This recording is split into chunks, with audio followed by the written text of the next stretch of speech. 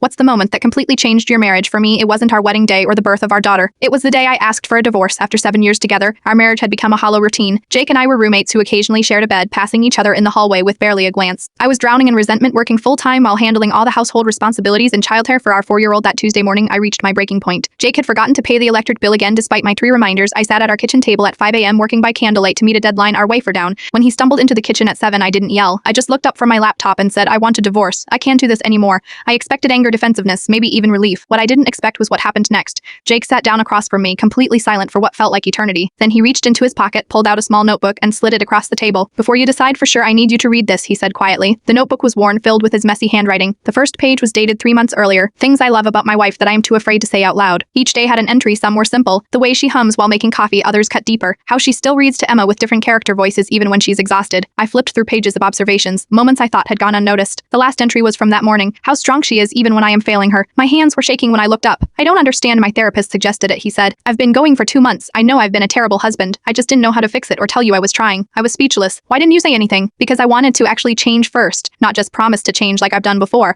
I was going to show you the notebook on our anniversary next month. That notebook wasn't a magic solution, but it was a beginning. It showed me something I'd forgotten existed. My husband actually seen me. We didn't cancel the divorce that day. Instead, we agreed to 6 months of counseling with clear expectations and boundaries. Jake took over half the household responsibilities with a shared digital calendar. I got every Thursday night completely to myself. 9 months later, we renewed our vows in our backyard with just our daughter as witness. The notebook sits on our nightstand now. We both add to it regularly. Sometimes the thing that saves your marriage isn't grand gestures or perfect communication. Sometimes it's simply proof that in the midst of chaos, someone is still paying attention to who you really are.